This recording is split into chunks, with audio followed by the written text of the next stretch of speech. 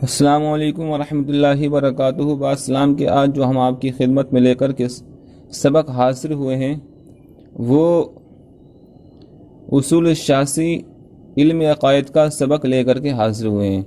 آج ہم آپ کو یہ بات بتائیں گے کہ ادلہ اربع جو ہیں وہ چار ہیں، اور ان چار میں سے جو چوتھا ہے جس کو بہت سارے ہمارے مشائخ اکرام نے نہیں مانا ہے کہ یہ ادلہ ہے، دلیل ہے، قیاس۔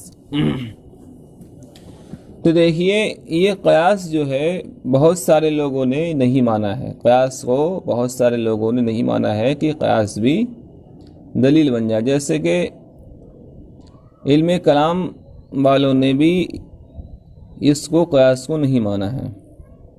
بہرحال جو قیاس جو ہوتا ہے، یہ قیاس صرف اور صرف، میں آپ کو بتا دوں طلبہ کرام، صرف اسی امت کا معتبر ہے، ورنہ تو سابقہ امتوں میں سے کسی امت کا اجماع کا اعتبار نہیں کیا گیا تھا۔ سابقہ امتوں میں سے جتنے بھی 1 لاکھ یا 2 لاکھ نبی گزرے اور ان کی امتیں گزریں، تو ان امتوں نے کسی بھی مسئلے پر اتفاق کر لیا تو ان کا اجماع اعتبار نہیں کیا گیا۔ لیکن طلبہ کرام، یہ نبی آخر الزماں صلی اللہ علیہ وسلم کی امت ہے، یہ وہ امت ہے کہ اس امت کے علماء انبیاء کے وارث ہیں، العلماء ورثۃ الانبیاء، انبیاء کے وارث ہیں۔ العلماء ورثۃ الانبیاء، علماء انبیاء کے وارث ہیں، تو جو کام اصل کا ہوتا ہے، باپ کا ہوتا ہے، تو اس کے وارثین کا بھی ہوتا ہے۔ تو نبی صلی اللہ علیہ وسلم کے جو زمین تھی اس کا وارث تو کوئی بن ہی نہیں سکتا، مگر ہاں علم کا وارث بن سکتا ہے۔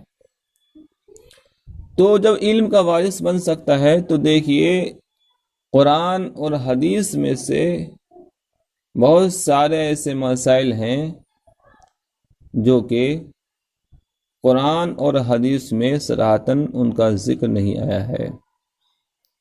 اللہ کے رسول صلی اللہ علیہ وسلم نے ایک صحابی کو جب گورنر مقرر کیا تو انہوں نے عرض کیا، یا رسول اللہ صلی اللہ علیہ وسلم، آپ یہ بتا دیجئے، میں وہاں پر جو آپ مجھے قاضی بنا رہے ہیں، اور قاضی کے میرا کام وہاں پر فیصلے کرنا ہوگا، تو میں کس پہ حکم پر میں فیصلہ کروں؟ تو آپ نے کہا، سب سے پہلے جو مسئلہ تمہارے سامنے پیش آئے تو وہ پہلے تم قرآن میں دیکھ لینا، اور اگر وہ قرآن میں ہو تو اس کے مطابق تم حکم سنا دینا۔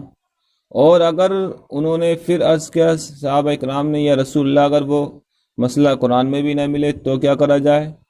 کیونکہ جو جاہل ہوتے ہیں، جو بنا پڑھے لکھے ہوتے ہیں، جو لڑائی جھگڑا ہوتا ہے، تو فریقین میں سے ہر ایک اپنی اپنی دلیلیں دیتا ہے، ہر ایک اپنے اپنے دعوے کرتا ہے، تو انسان کا ذہن جو ہوتا ہے وہ بہت ہی زیادہ منتشر ہو جاتا ہے۔ تو اب جو ہے، جیسے کہ ہمارے ائمہ اکرام تو جاہل مسائل پوچھتے ہیں گاؤں میں، تو ایسے ایسے مسئلے پوچھیں گے، ایسے ایسے مسئلے جو نہ قانون شریعت میں ہو نہ بہار شریعت میں ہو، بلکہ انہیں صرف ذہن سے چلانا پڑتا ہے، اتنی بات آپ سمجھے؟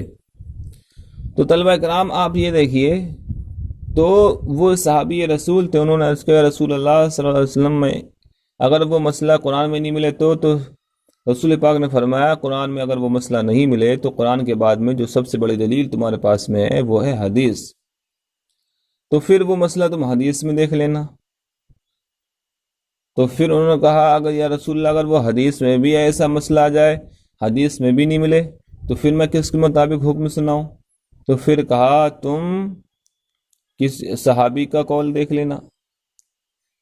کہا، یا رسول اللہ، اگر وہ کسی صحابی نے بھی نہیں کہا ہو تو پھر کہا، ایسا ہے تم اس کو اپنی عقل سے چلا دینا.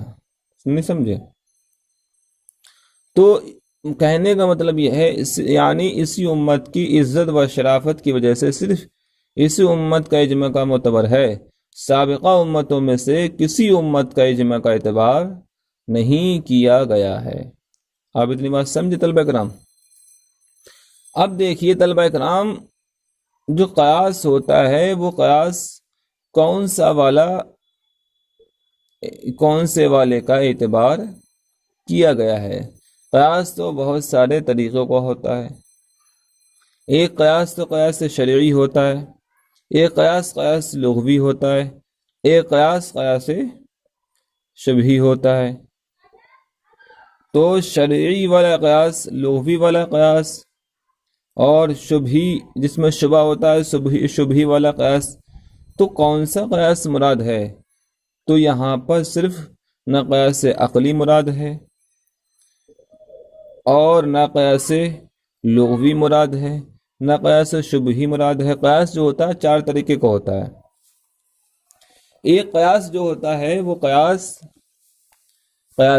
شرعی، قیاس لغوی، قیاس شبہی، قیاس عقلی. تو اب ان چاروں قیاسوں میں سے کوئی قیاس کا اعتبار نہیں کیا گیا. صرف اگر کسی قیاس کا اعتبار کیا گیا ہے تو وہ صرف اور صرف قیاس شرعی کا قیاس اعتبار کیا گیا ہے.